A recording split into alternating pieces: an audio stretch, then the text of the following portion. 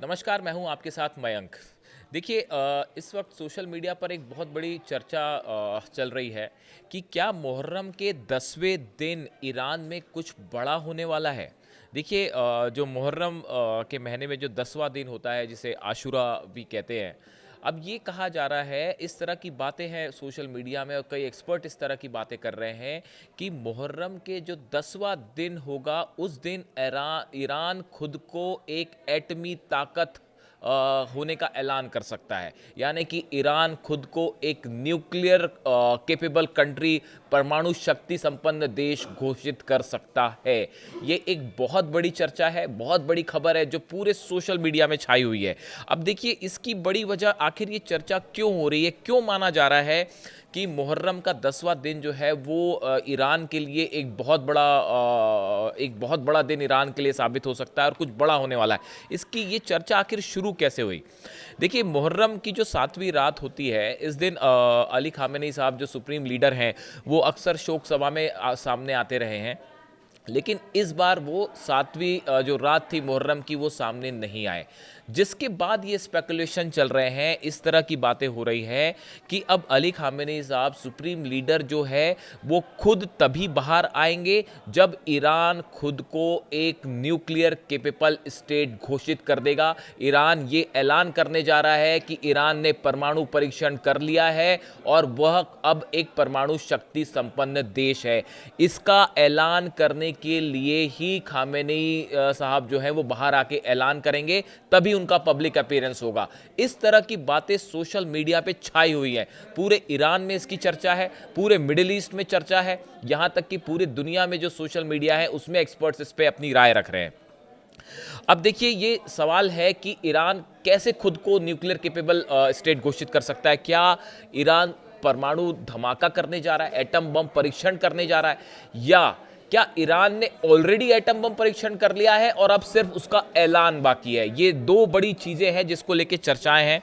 देखिए आपको याद होगा कि अभी कुछ दिनों पहले हमने ये वीडियो किया था कि खबरें आई थी कि युद्ध के बीच में ईरान में दो जबरदस्त भूकंप के झटके आए थे। तब कुछ एक्सपर्ट्स ने ये बात कही थी कि क्या ईरान ने ये परमाणु परीक्षण किया है।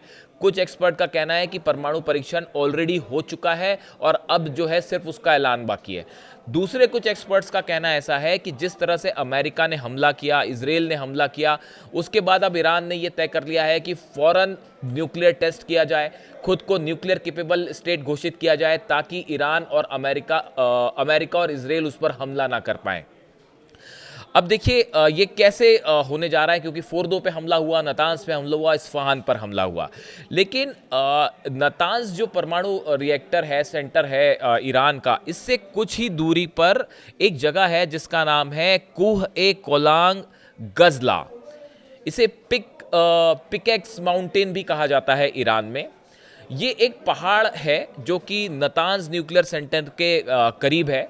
और देखिए फारसी में कू का मतलब होता है पहाड़, माउंटेन, और कोलांग का मतलब होता है गैती या कुदाल कहा जाता है उसे इंडिया में, एक एक्स की तरह एक चीज़ होती है।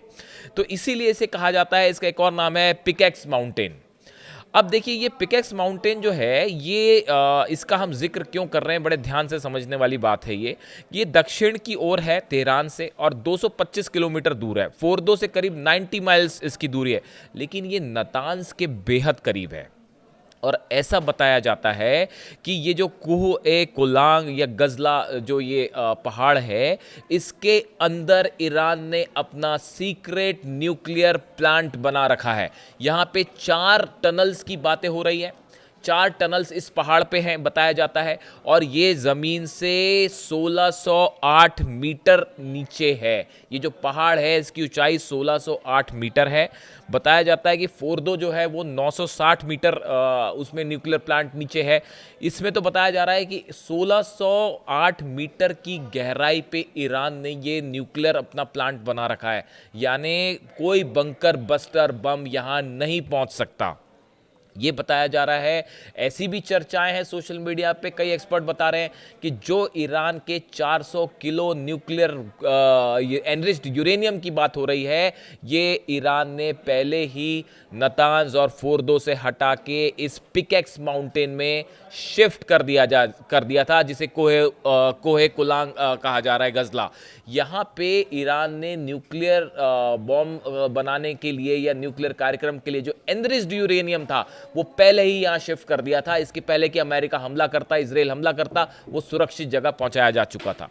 अब सवाल ये है कि क्या जो मुहर्रम का 10वां दिन होगा, जिसे आशुरा भी कहते हैं, क्या इस दिन अली खामेनी साहब कुछ बड़ा ऐलान करने वाले हैं? देखिए, बहुत सारे एक्सपर्ट्स का मानना है, IRGC के जो कमांडर हैं ईरान, उनका मानना है कि भाई अगर आप ये चाहते हैं कि इराक के जैसा आपका हाल ना हो, अफगानिस्तान जैसा हाल ना हो, तो इसके लिए बहुत ज़रूरी है कि आप न्यूक्लियर टेस्ट कर लें, जैसे कि नॉर्थ कोरिया ने किया, ताकि आप एक न्यूक्लियर केपेबल कंट्री हो जाते हैं, आपके पास एक डिटरेंट होता है, उसके बाद फिर इस तरह के हमले नहीं हो पाते। ऐसा कुछ एक्सपर्ट्स बताते हैं। ऐसे ईरान में बहुत सारे लोगों का मानना है, जिसके बाद ये माना जा रहा है कि ईरान अब बेहद किसी भी समय जो है, देखिए बातें आई दो तरह की कि क्या ईरान का न्यूक्लियर बॉम्ब रेडी है, या ये यूरेनियम की जो बात आई कि 60% एनरिच्ड है, उसको 90 तक पहुंचाने में ज़्यादा टाइम नहीं लगेगा। आप खुद सोचिए, अगर इतने बड़े पैमाने पर ईरान का एटम का कार्यक्रम, न्यूक्लियर कार्यक्रम चल रहा था, न्यूक्लियर प्रोग्राम चल रहा था, तो क्या उसने और तेजी के साथ यूरेनियम एनरिचमेंट नहीं किया होगा?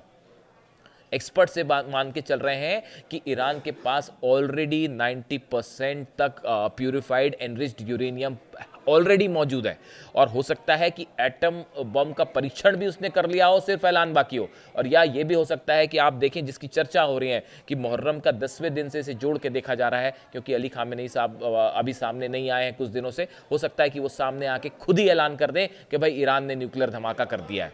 अब इन हालात में देखिए, अगर ऐसा होता है तो ये पूरे मिडिल ईस्ट के पूरे इंटरनेशनल रिलेशंस को बदलने वाली खबर होगी। इसके बीच में देखिए एक दो बड़ी खबरें और भी हैं कि ईरान जो है वो बहुत तेजी के साथ एक बड़ी जंग की तैयारी में जुड़ गया है, चाहे वो रडार लेने की बात हो, चाहे वो डिफेंस सिस्टम्स लेने की बात हो, चीन से फाइटर जेट्स लेने की बात हो, अपने मिसाइल कार्यक्रम को आगे बढ़ाने की बात हो।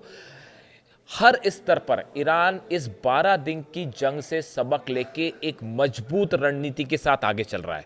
और ऐसे में ये परमाणु परीक्षण, क्या मुहर्रम के आखिरी दिन परमाणु परीक्षण अगर क्या होता है, क्या ईरान इस हालत में है कि वो कर ले परमाणु परीक्षण, या खुद को एक न्यूक्लियर स्टेट घोषित कर दे?